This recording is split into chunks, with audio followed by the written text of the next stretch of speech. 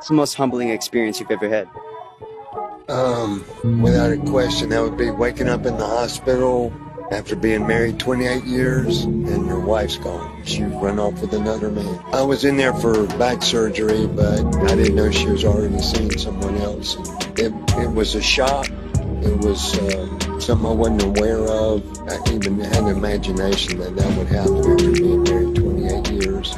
That wasn't the bad part. It's just being blindsided and not realizing the groundwork that was being taken place. She was getting the post office box and selling my house.